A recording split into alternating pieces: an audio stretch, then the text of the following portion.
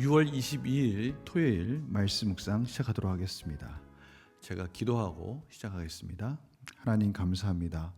오늘도 하나님께서 저희들에게 귀한 말씀을 주시고 이 말씀의 기준대로 또 살아갈 수 있는 힘과 능력도 공급해 주시면서 하나님 원하시는 뜻 가운데 순종케 하여 주시니 감사합니다.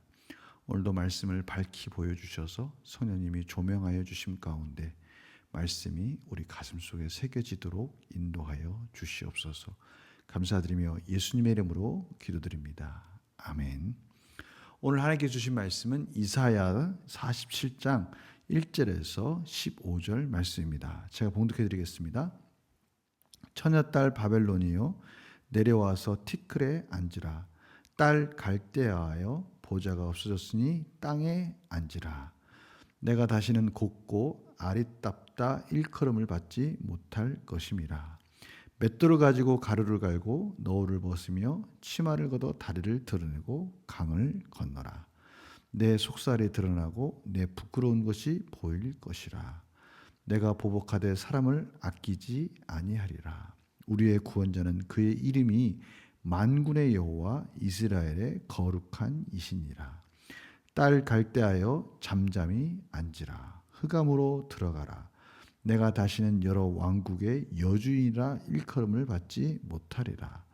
전에 내가 내 백성에게 노하여 내 기업을 욕되게 하여 그들을 내 손에 넘겨 주었거늘 내가 그들을 긍휼히 여기지 아니하고 늙은이에게 내 멍에를 심히 무겁게 메우며 말하기를 내가 영영이 여주인이 되리라 하고 이 일을 내 마음에 두지도 아니하며 그들의 종말도 생각하지 아니하였도다.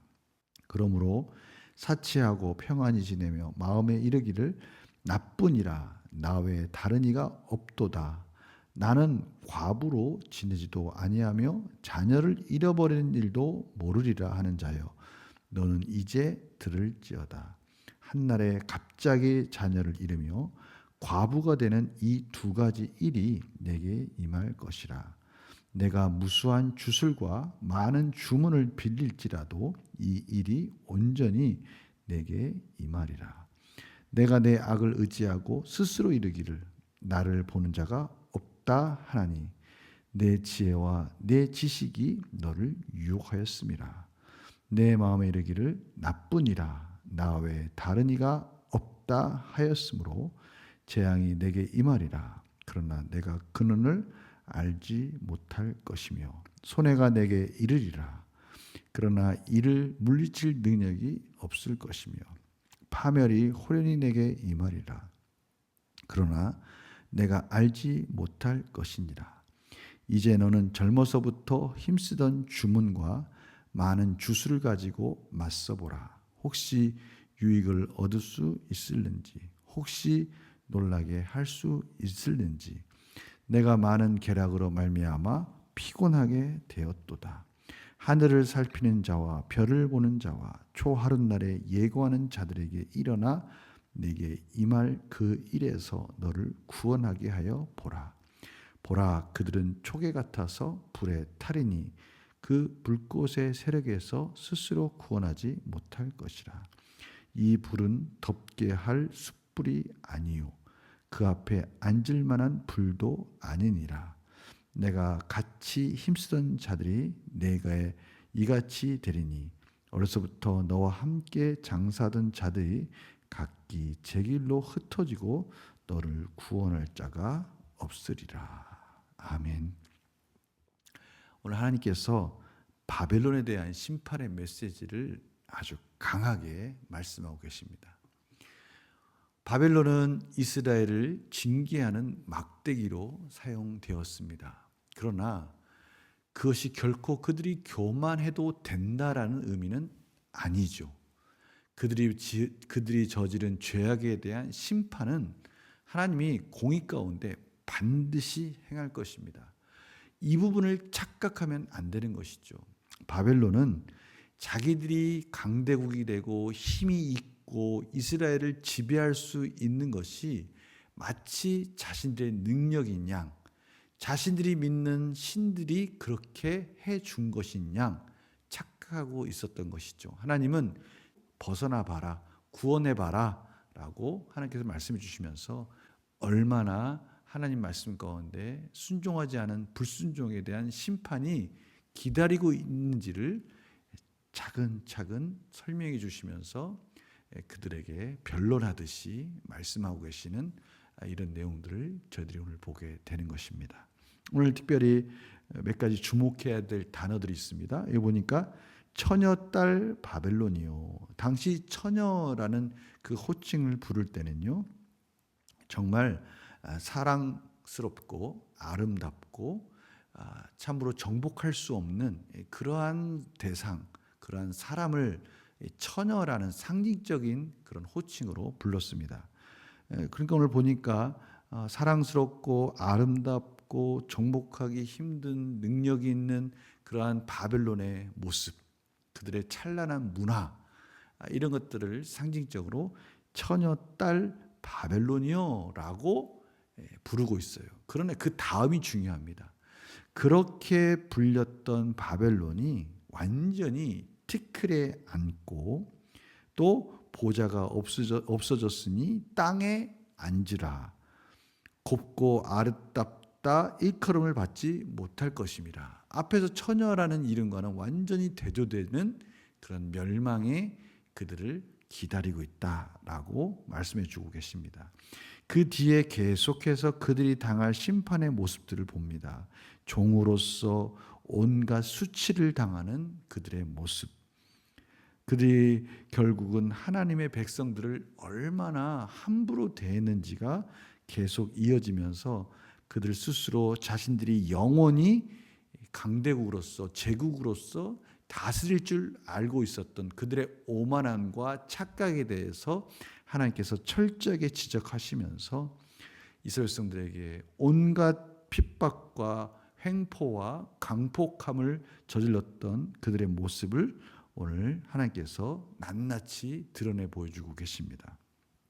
그들이 오늘 말씀 가운데 보니까요, 사치하고 8절입니다. 사치하고 평안히 지내면 마음에 이르기를 나뿐이라 나 외에 다른 이가 없도다. 어디서 많이 들어보지 않았습니까?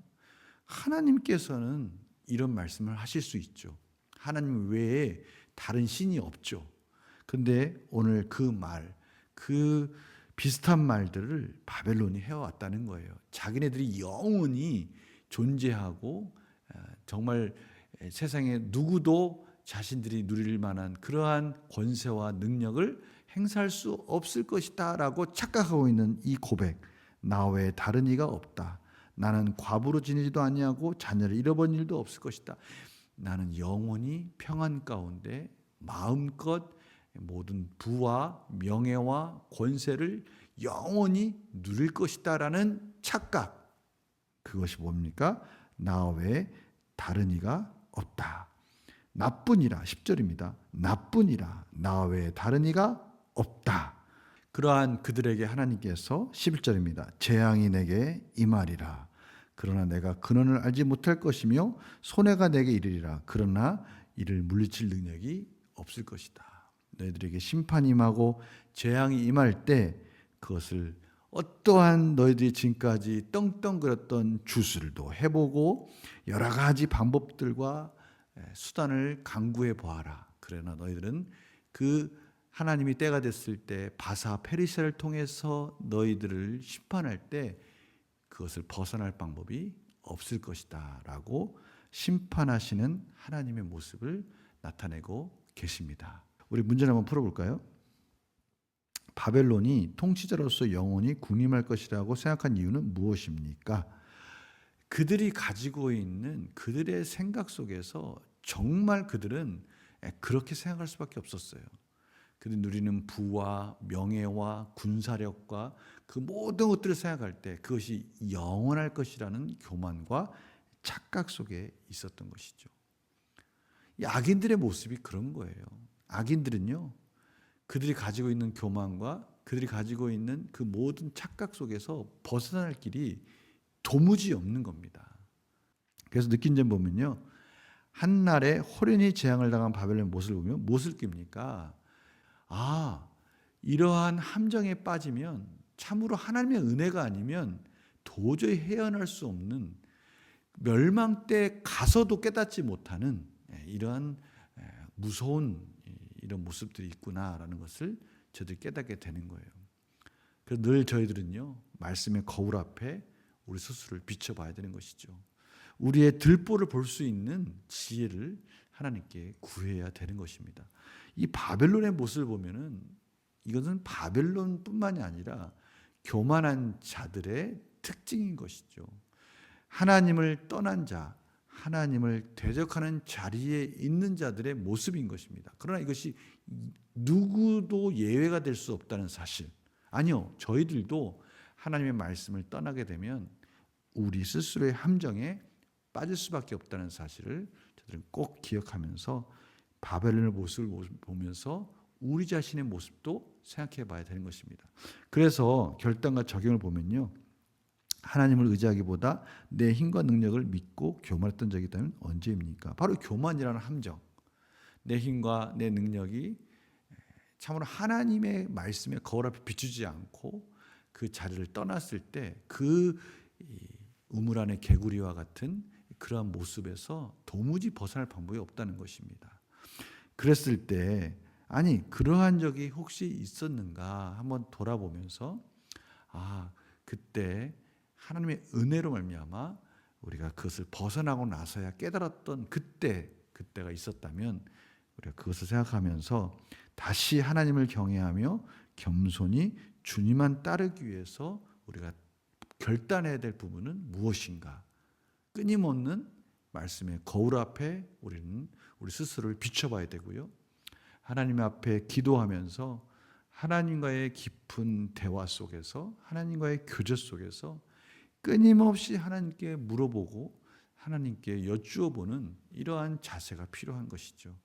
우리가 결단할 부분들을 한번 생각해 보시기 바랍니다. 하나님은 이 묵상을 할 때 하나님 앞에 조용히 나는 바벨론과 같은 모습은 없는가?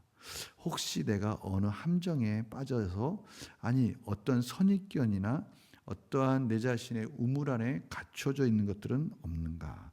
그 가둬져 있던 나의 모습이 있다면 하나님께 지혜를 구하고 그것을 벗어날 방법은 없는가? 이런 것들을 결단하는 순간은 어떠한 부분이 필요한가? 이런 것들을 우리가 지혜를 구할 때 하나님께서 충분히 넉넉히 깨닫게 해주시고 예수 그리스도 안에서 이미 우리가 벗어난 자라는 것, 우리가 이미 탈출해서 출애굽해서 구원의 자리에 있다는 것을 깨닫게 해주시면서 승리하도록 인도해 주실 것입니다.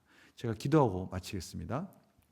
하나님 아버지, 저희들이 바벨론과 같은 모습은 있지 않습니까? 행여나 우리의 스스로의 경험과 짧은 지식에 가두어져 있어서 하나님의 말씀의 거울을 보는 것을 게을리하고 있지는 않습니까?